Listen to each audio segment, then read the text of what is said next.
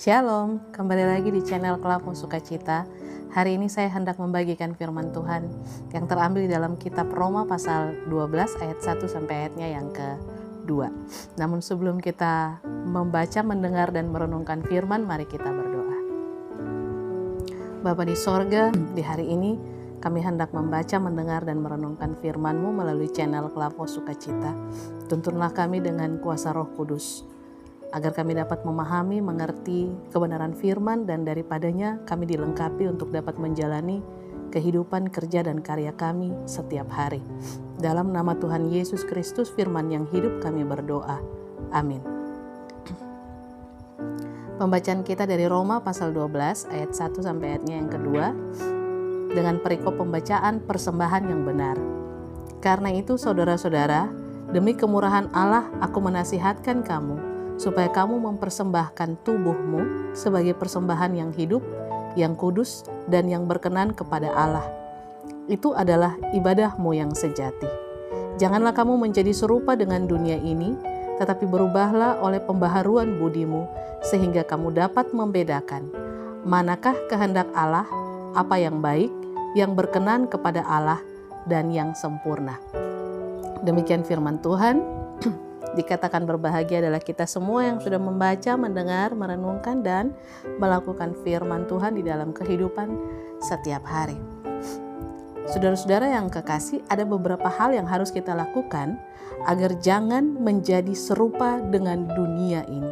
Hal-hal tersebut, pertama, kita harus peka terhadap dunia ini dan harus sadar bahwa sistem dalam dunia ini penuh dengan tipu muslihat.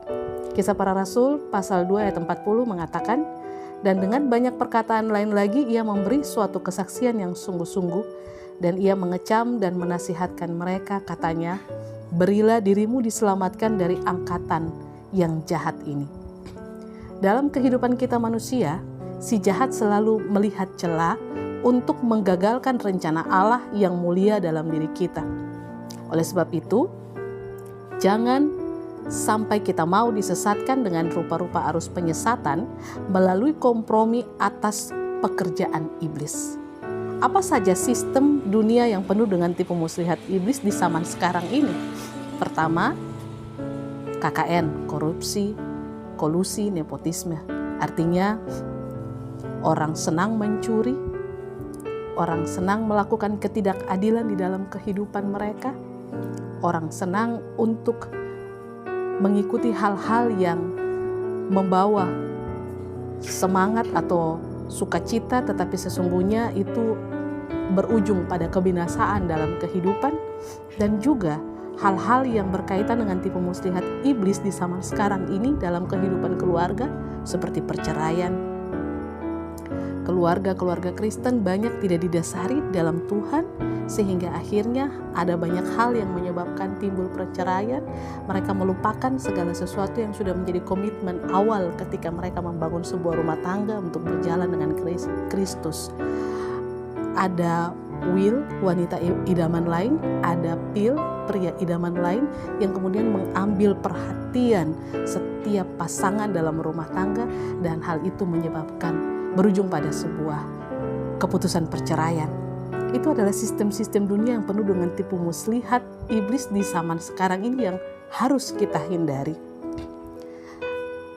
Hal yang kedua, apa saja yang harus kita lakukan dalam kehidupan kita agar jangan menjadi serupa dengan dunia ini adalah kita harus bersikap tegas terhadap dosa. Katakan salah jika salah dan benar jika benar. Kita harus memiliki hikmat yang dari Allah agar dapat membimbing kita ketika kita diperhadapkan dengan berbagai pilihan. Sebab hikmat dari Allah dapat menolong dalam memahami makna dari kesengsaraan dan juga kebangkitan Yesus bagi manusia. Dan hikmat akan mengarahkan kita dalam membuat penilaian dengan siapa kita harus berkawan, kepada siapa kita harus mengikuti ajarannya, dan untuk apa kita menjalani hidup ini. 1 Korintus pasal 1 ayat 19 sampai 21 berkata, karena ada tertulis, aku akan membinasakan hikmat orang-orang berhikmat dan kearifan orang-orang bijak akan kulenyapkan. Di manakah orang yang berhikmat? Di manakah ahli Taurat? Di manakah pembantah dari dunia ini? Bukankah Allah telah membuat hikmat dunia ini menjadi kebodohan? Oleh karena dunia dalam hikmat Allah tidak mengenal Allah oleh hikmatnya, maka Allah berkenan menyelamatkan mereka yang percaya oleh kebodohan pemberitaan Injil. Hal yang ketiga yang harus kita jalani agar jangan menjadi serupa dengan dunia ini adalah kita harus membenci kejahatan, mengasihi yang benar, serta menolak untuk berserah pada aneka macam keduniawian seperti serakah, mementingkan diri sendiri, iri hati, kebencian, dendam, kecemaran, bahasa yang tidak sopan, persinahan, seks bebas, miras, kemabukan, pesta pora. Karena pertama Yohanes pasal 2 ayat 15-17 mengatakan, janganlah kamu mengasihi dunia dan apa yang ada di dalamnya. Jikalau orang mengasihi dunia, maka kasih akan Bapa tidak ada dalam orang itu. Sebab semua yang ada di dalam dunia, yaitu keinginan daging dan keinginan mata serta keangkuhan hidup, bukanlah berasal dari Bapa, melainkan dari dunia, dan dunia ini sedang lenyap dengan keinginannya, tetapi orang yang melakukan kehendak Allah tetap hidup selamanya. Dan hal yang keempat, apa saja yang harus kita lakukan agar jangan menjadi serupa dengan dunia ini? Hal yang keempat, pikiran kita harus diselaraskan dengan pikiran Allah dengan cara merenungkan firman Tuhan siang dan malam. Pertama Korintus pasal 2 ayat 16 berkata, sebab siapakah yang mengetahui pikiran Tuhan sehingga ia dapat menasihati dia? Tetapi kami memiliki pikiran Kristus. Merenungkan firman Tuhan siang dan malam, senantiasa ada dan bersekutu dengan Tuhan akan menolong kita, sehingga pikiran kita akan diselaraskan dengan pikiran Allah. Sehingga pikiran kita tidak mudah dicemarkan dengan pikiran-pikiran dunia dan segala macam hal, dengan segala macam filsafat-filsafat dunia, ajaran-ajaran dunia, teori-teori dunia, antara masuk akal dan tidak masuk akal. Tetapi kemudian kita tidak menggunakan hikmat Allah untuk menilai itu, maka kita akan terjerumus di dalam segala macam jerat dosa yang sedang ada di sekeliling kita. Saudara-saudara yang Yesus kasihi, 4 hal yang tadi saya sebutkan akan melengkapi kita agar tidak serupa dengan dunia ini. Milikilah hal itu, sebab itu adalah kunci agar kita tidak menjadi serupa dengan dunia ini.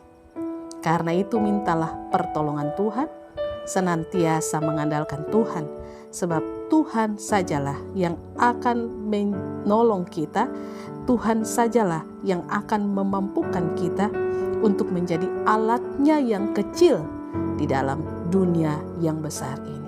Tuhan memberkati kita dengan firman-Nya. Amin. Mari kita berdoa. Bapa di sorga, kami sudah membaca, mendengar, dan merenungkan firman-Mu. Tetapi kami yakin bahwa firman itu akan lalu begitu saja jika Tuhan tidak menuliskan itu di dalam loh hati kami.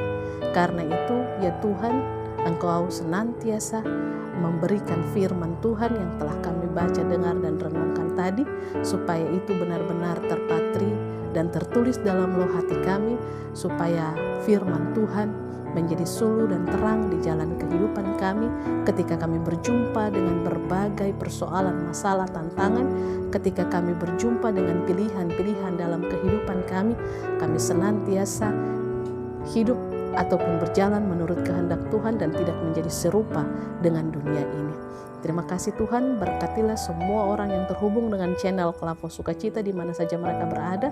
Kasih dan rahmat Tuhan selalu membimbing, menjaga, dan mengarahkan kehidupan mereka agar melalui firman Tuhan, kehidupan umat-Mu tidak menjadi serupa dengan dunia ini, tetapi senantiasa berpadanan dengan Injil Yesus Kristus. Terima kasih Tuhan, inilah doa, permohonan, dan ungkapan syukur kami.